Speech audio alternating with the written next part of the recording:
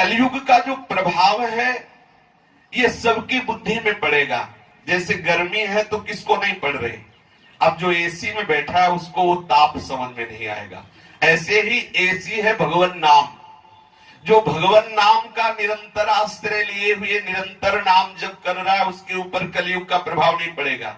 शेष कोई भी कितना भी बड़ा तपस्वी हो, कितना भी बड़ा साधक हो, यदि भगवान नाम से रहित है, वो नाम जप नहीं करता तो कलयुग बख्शेगा नहीं, चाहे जितनी बड़ी तपस्या आप कर रहे हो। एकमात्र उपाय है नाम का कीर्तन, नाम का जप, कलयुग से बचने का। नहीं तो कलयुग का बहुत बड़ा प्रभाव है।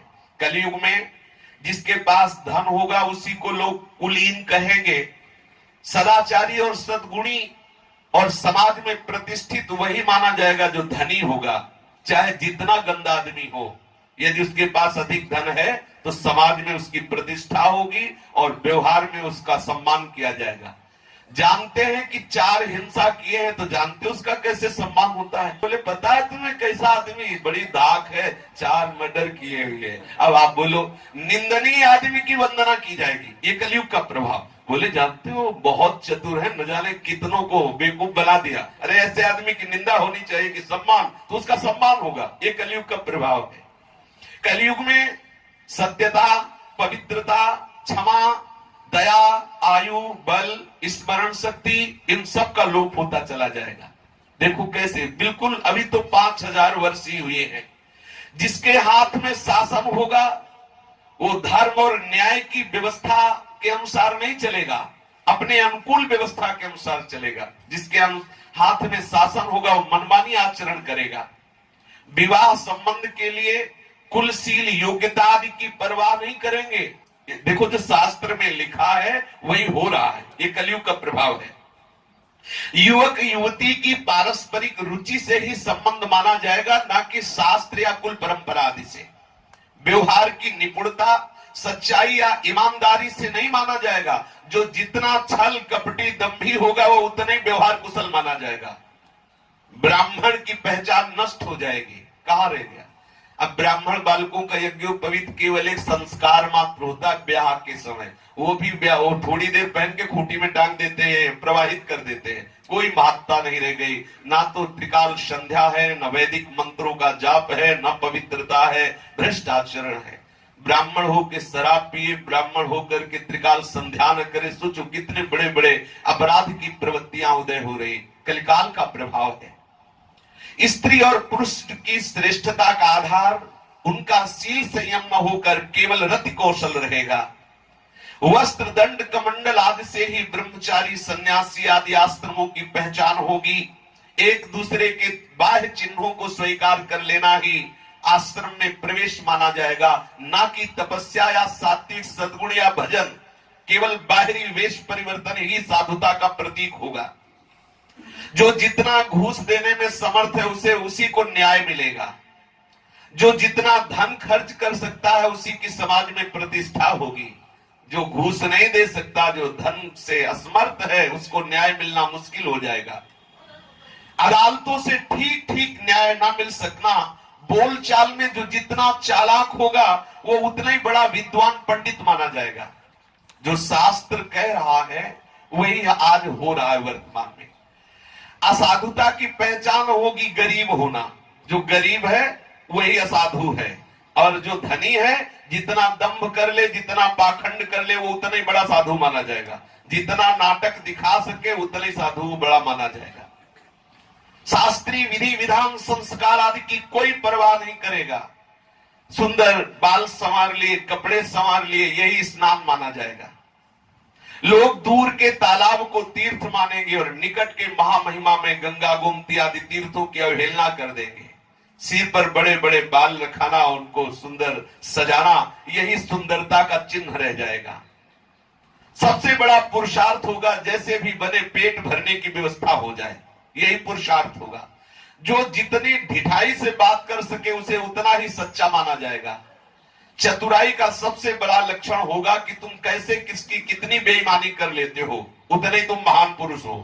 कलयुग का प्रभाव होगा कि जो जितने चतुराई से बेईमानी कर ले, जितना धन दूसरे का चुरा ले, उतना ही बड़ा वो महान माना जाएगा। अरे बोले समझते हो कितनी बिल्डिंगें बनी, अब कितने वो बेईमानी से बना रहे, इससे कोई मतलब नहीं।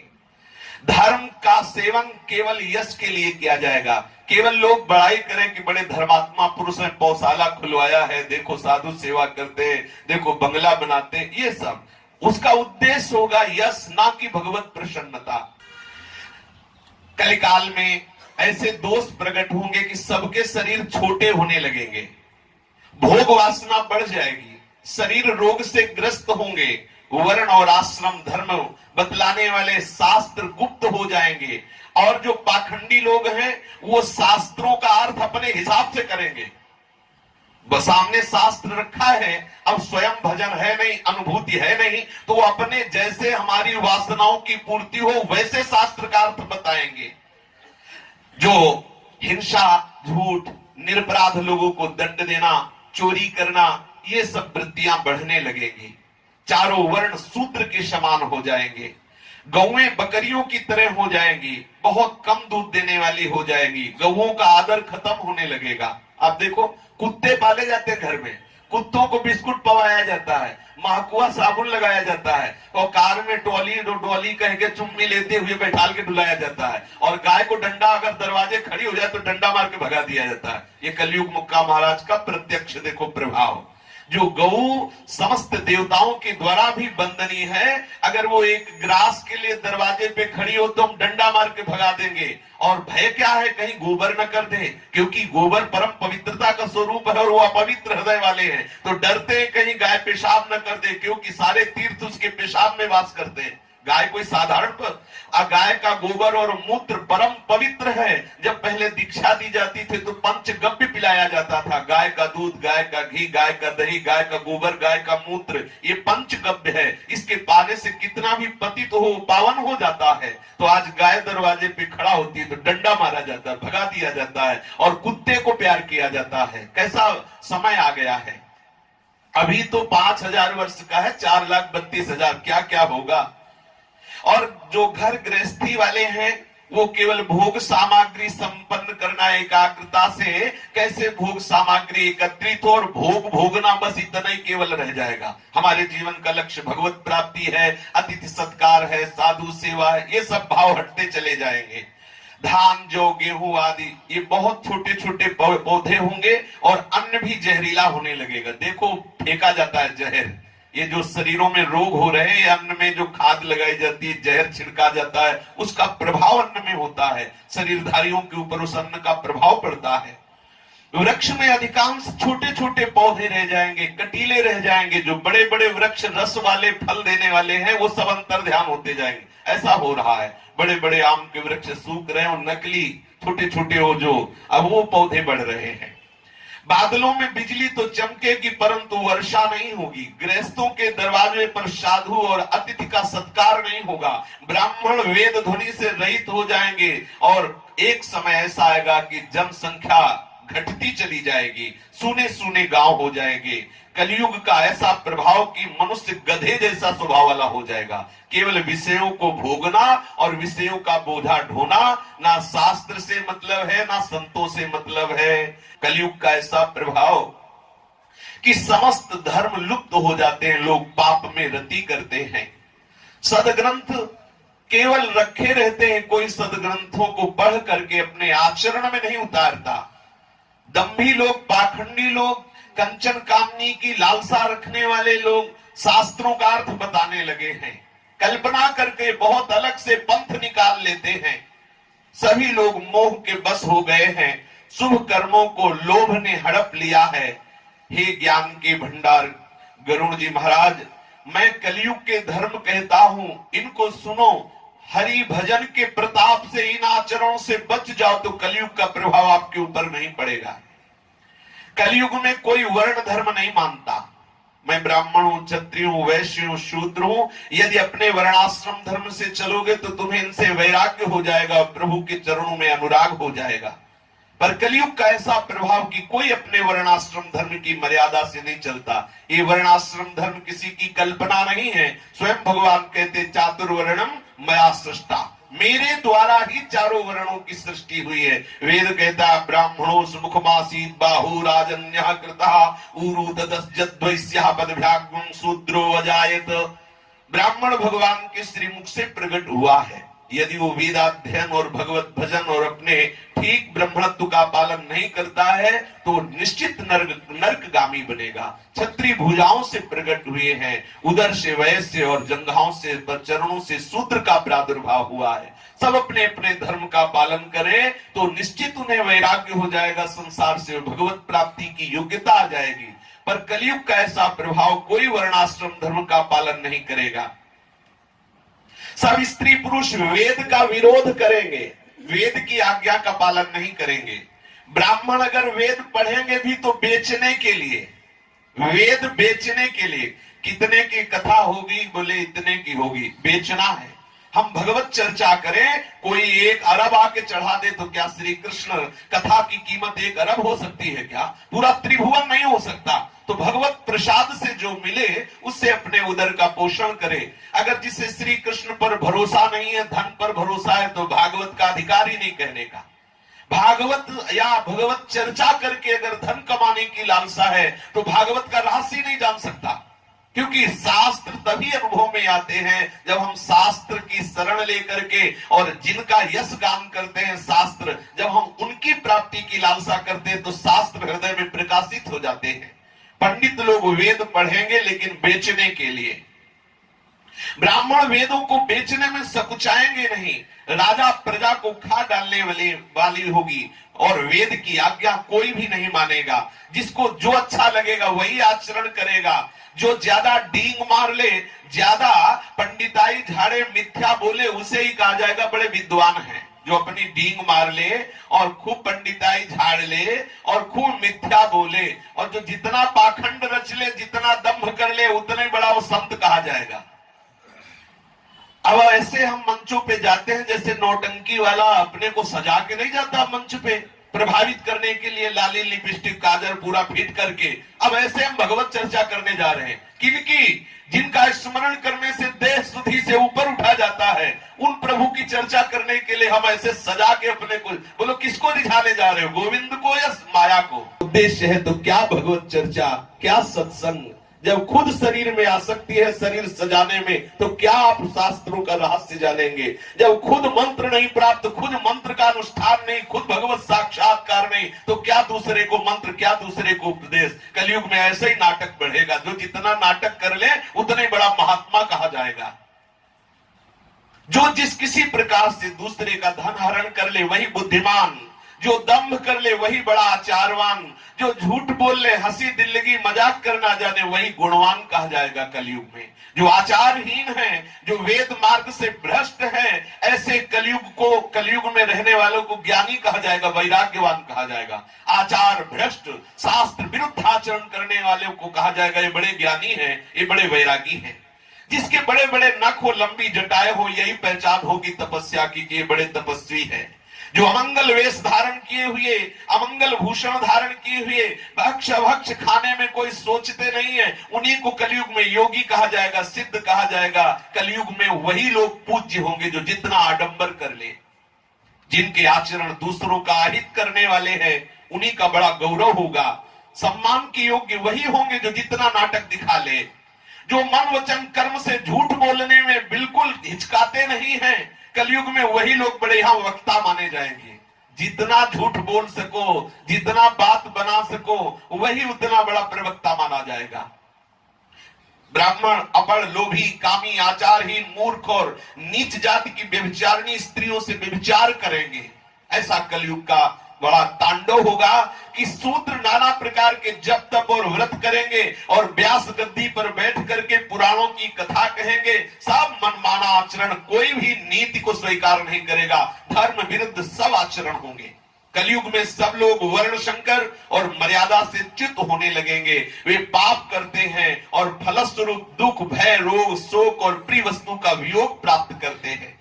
वेद सम्मत तथा वैराग्य और ज्ञान से युक्त जो हरि भक्ति का मार्ग है, मोहवश उस पर तो कोई चलना ही नहीं चाहता। नए नए पंथ जिनमें खूब भोगों के लिए छूट है। अभी एक दिन किसी ने कहा कि कि हम अपने परिवार को तुम्हारे यहाँ दीक्षा देने की सोचे थे, लेकिन इसलिए नहीं दिला सकते, तुम्हारे यहाँ नियम बहुत हैं, नियम होने के कारण हम तुम्हारे यहाँ दीक्षा नहीं दिला सकते। तो दीक्षा का मतलब क्या रहा कि भ्रष्ट आचरण करो और दीक्षा भी ले लो। अगर दीक्षा है और भगवत मार्ग में नहीं चलते तो फिर दीक्षा का मतलब क्या रहा? केवल ये बोर्ड लगाने से भगवत प्राप्ति हो जाएगी क्या कि हम वैष्णव हो गए हैं और प्याज लहसुन खाओ, गंदे आचरण करो, धर्म से ना चलो तो वो और अपराध बनेगा। इसीलिए तो कहा, एक न सुने एक नहीं देखा, गुरु शिष्य अंध बधिर कर लेखा। सन्यासी धन खूब एकाग्रता से धन संवारेंगे। जो सन्यासी हैं, वैरागी हैं, धन संवार कर खूब इकट्ठा करेंगे। वैराग्य नहीं रहा, विषयों ने उनकी मति का हरण कर लिया। तपस्वी धनवान देखे जाएंगे और दरिद्र पाए जाएंगे गृहस्थ जन। गृहस्थ जन दरिद्र और त्यागी वैरागी धनवंत। कलयुग की बड़ी विचित्र लीला थे तात कहने में नहीं आ रही। जो कुलवती शील सदाचार से युक्त सती स्त्री है उसको ठोकर मार के निकाल दिया जाएगा और जो वैश्या प्रवृत्ति के उसे घर में सजा के रखा जाएगा। माता पिता को पुत्रजन तभी तक मानेंगे जब तक दुल्हन का मुंह नहीं देखा। जब से ससुराल प्याली लगने लगी तब से परिवार के सब दुश्मन नजर आने लगे। माता पिता भाई बंधु सब दुश्मन, क्योंकि अब पत्नी प्यारी लगी, ससुराल साले सलाहकार हो गए। अब माता पिता गुरुजनों की सलाह की जरूरत नहीं है। राजा लोग पाप परायण हो गए, उनमें धर्म नहीं रहा। वे प्रजा को नित्य ही बिना अपराध दंड दे करके उनकी दुर्दशा किया करते हैं। धनी लोग नीच जाति के होने पर भी अपने को धन के प्रभाव से सर्वश्रेष्ठ साबित करना चाहते हैं। ब्राह्मण केवल जनेऊ मात्र रह गया है। नंगे बदन रहना तपस्वी का तपस्या का चिन्ह माना जाएगा। वेद और पुराणों को न मानना, कलयुग में वे ही हरिभक्त और सच्चे संत कहलाएंगे जो वेद को न माने, पुराण को न माने और निर्वस्त्र रहे। अरे क्या बड़े दिगंबर रहते हैं, बड़े तपस्वी हैं। हे पक्षीराज गरुड़ जी, कलयुग में कपट, हठ, दंभ, द्वेष, पाखंड, मान, मोह, काम, ये सब ऐसा पूरे ब्रह्मांड में व्याप्त हो जाएगा, भजन करने के लिए समय नहीं दिया जाएगा। मनुष्य जब तप, यज्ञ, व्रत और दान आदि ये सब तामसी भाव से करेंगे। देवता पृथ्वी पर जल नहीं बरसाएंगे, बोया हुआ धान उगेगा नहीं, बार बार अकाल पड़ जाएगा। लोग बिना अन्न के दुखी होकर के मरेंगे, बारंबार अकाल पड़ेगा। भजन कर लो, आगे जो कलयुग का प्रभाव आने वाला है वो भजन करने के लिए समय नहीं देगा। स्त्रियों के बाल ही भूषण होंगे और बहुत खाने वाली होंगी। धनहीन और ममता से युक्त, सदैव लड़ाई झगड़ा करने वाली, सदैव दुख स्वयं भोगने वाली और परिवार को दुख प्रकट करने वाली। ऐसा अब आदमी काम करके आ रहा है, आते ही झंझट शुरू कर दी, झगड़ा शुरू कर दिया। मूर्ख स्वभाव वाली, धर्म में उनका बिल्कुल प्रेम नहीं रहेगा। थोड़ी बुद्धि, कठोर हृदय, कोमलता का नाश, ऐसे स्वभाव वाली स्त्रियां हो जाएंगी। मनुष्य रोगों से पीड़ित हो जाएंगे। कहीं भी किसी को शांति और सुख नहीं मिलेगा। बिना ही कारण एक दूसरे से विरोध, बिना ही कारण अभिमान करके जलना। बस 10-5 वर्ष का थोड़ा सा जीवन आगे रहेगा, जो समय आने वाला है आगे, और घमंड ऐसा रहेगा मानो कल्पांत में भी नाश नहीं होना है। कलयुग का ऐसा प्रभाव बढ़ेगा कि कोई बहन बेटी को भी नहीं बख्शेगा। विचारहीन पशु स्वभाव वाले, जिन बहन बेटियों की रक्षा करनी चाहिए वो उन्हीं के साथ वे विचार करेंगे। ना संतोष होगा, ना विवेक होगा, ना शीतलता होगी। जाति कुजाति सब भीख मांग के खाने वाले हो जाएंगे। ऐसा हो रहा है, प्रारंभ हो चुका है कलयुग का। तो ये आचरणों का, जितने आचरण कहे जा रहे हैं आप देख लीजिए, सृष्टि में सब आचरणों का प्रभाव पड़ने लगा है। आगे चल करके और इनका बोलबाला हो जाएगा। ईर्ष्या, कड़वे वचन, लालच से भरपूर लोग रहेंगे। किसी के हृदय में समता नहीं देखी जाएगी। सब लोग वियोग और विशेष शोक और अशांति से भरे पड़ेंगे। वर्णाश्रम धर्म का कोई आचरण नहीं मानेगा। इंद्रियों का दमन, दान, दया, समझदारी किसी में नहीं रह जाएगी। केवल मूर्खता, दूसरों को ठगना, यही भाव बढ़ता चला जाएगा। स्त्री पुरुष केवल शरीर का पोषण, पराई निंदा करना, ऐसे ही लोगों की बाहुल्यता हो जाएगी। हे सर्पों के शत्रु गरुड़ जी, कलिकाल पाप और अवगुणों का घर है, किंतु एक बहुत बढ़िया इसका गुण है। अपने लोग अगर इस गुण को पकड़ ले तो सारे अवगुणों पर विजय प्राप्त कर लेंगे। बिना परिश्रम के घोर तपस्या से जो जो लाभ मिलता था वो बिना परिश्रम के इसमें मिल जाएगा। क्या? कृतयुग त्रेता द्वापर पूजा मख अरु जोग, जो गति होई सुकली हरि नाम ते पावहि लोग। सतयुग में, त्रेता में और द्वापर में, सतयुग में, त्रेता में, द्वापर में जो पूजा यज्ञ और योग से गति प्राप्त होती थी, कलयुग में केवल हरिनाम कीर्तन और हरिनाम जप से बात बन जाएगी। कोई योग नहीं करना, कोई तपस्या नहीं करनी, बस जिह्वा से नाम उच्चारण करते रहो। इसी से कलयुग का प्रभाव आपको छुएगा नहीं और आपको भगवत प्राप्ति हो जाएगी। जहां 10-10 हजार वर्ष तक एक पैर के अंगूठे के बल खड़े होकर वायु पीकर तपस्या करने से जो बात नहीं बनी, वहां नाम कीर्तन के प्रभाव से सहज में भगवत प्राप्ति की बात है। कलयुग का बहुत बढ़िया प्रभाव है कि अगर इसमें हरिनाम जपा जाए तो कोई भी दोष आपको पकड़ नहीं सकता। और जो और युगों में बड़ी बड़ी तपस्या से जो वस्तु प्राप्त होना कठिन थी, इसमें केवल हरिनाम जप से प्राप्त हो जाएगी। सतयुग में सब योगी और विज्ञानी होते हैं। हरि का ध्यान करके सब प्राणी भवसागर से तर जाते हैं। त्रेता में मनुष्य अनेक प्रकार की यज्ञ करते हैं और सब कर्मों को प्रभु के समर्पण करके भवसागर से पार हो जाते हैं। द्वापर में श्री हरि के श्री चरणों की पूजा करके मनुष्य संसार से तर जाते हैं। दूसरा कोई उपाय नहीं। लेकिन कलयुग में तो केवल हरिनाम कीर्तन, हरिनाम जप और हरि के गुणों की गाथा श्रवण और गान करने से सहज में भवसागर से पार हो जाते हैं, भवसागर की थाह ले लेते हैं। कलयुग में ना तो योग और यज्ञ है और ना ज्ञान ही है, केवल प्रभु श्री हरि का गुणगान एकमात्र आधार है। अतएव सारे भरोसे त्याग करके केवल श्री हरि का भजन करो, प्रेम सहित श्री हरि के गुणों का गान करो, श्री हरि के गुणों का श्रवण करो, सहज में भवसागर से पार हो जाओगे। कलयुग का कोई भी प्रभाव आपके ऊपर, प्रताप कलयुग में प्रत्यक्ष है। कलयुग का एक महान प्रताप है कि मानसिक पुण्य प्राप्त हो जाता है लेकिन मानसिक पाप नहीं लगता। अगर मानसिक पाप लगता तो हम लोग घोर नरकों को भोगते। कलयुग का एक महान प्रताप है कि मानस का पुण्य तो प्राप्त होता है लेकिन पाप नहीं प्राप्त होता। जिनका प्रभु के चरणारविंद में प्रेम है, कलयुग का कोई भी धर्म उसके ऊपर व्याप नहीं सकता। जो निरंतर प्रभु के चरणारविंद का चिंतन करते हैं, कलयुग का माया का प्रभाव उसके ऊपर नहीं पड़ता।